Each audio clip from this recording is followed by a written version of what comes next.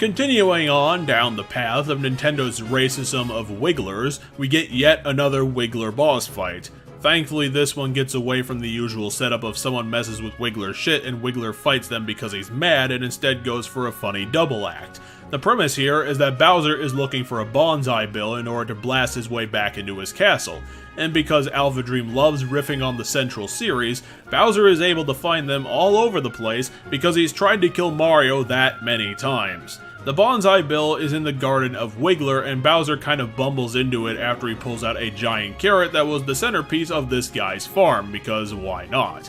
And also because of farmer pride, Wiggler demands that Bowser eat the entire carrot in order to obtain the bonsai bill, and since Bowser is in full Bowser character in this game, he takes to it incredibly badly, as you'd expect from a childish man.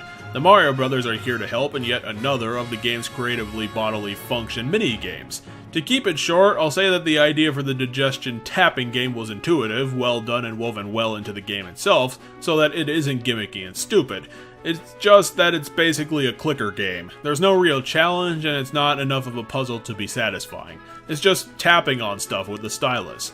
And since we're here for giggles, that's the reward for completing the carrot chomping challenge. The next cutscene reveals that Wiggler has forgotten everything during the 1-minute eating contest and now demands blood sport victory to gain the bonsai bill.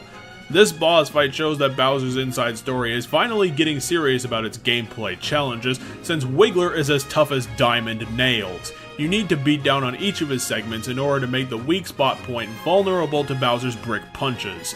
Standing in your way is Wiggler, who will try to ram you sometimes, and that is your time to get some extra hits on the body segments to make your life easier.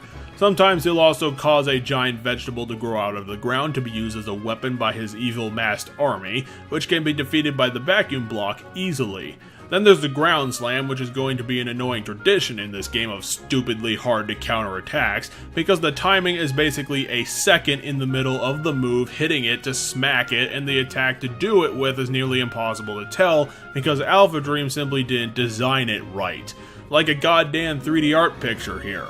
However, this fight is still challenging, fun, and mostly well made. If you want to get the Mario Brothers on some of the action, then eat as many fly guys as you can and then ramp up the special attacks to get some points.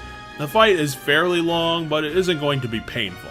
Mostly because the difficulty curve is so good in this game that you don't need to weigh yourself down with health items to win at anything. Just use your crazy button pushing skills. After that angry tussle, it seems that Wiggler is a good sport about his forgetfulness and grabs the bonsai bill for Bowser. Now he can continue his quest to take back his shit in a two-kingdom system that's about to fall into even worse chaos than it is. Somehow.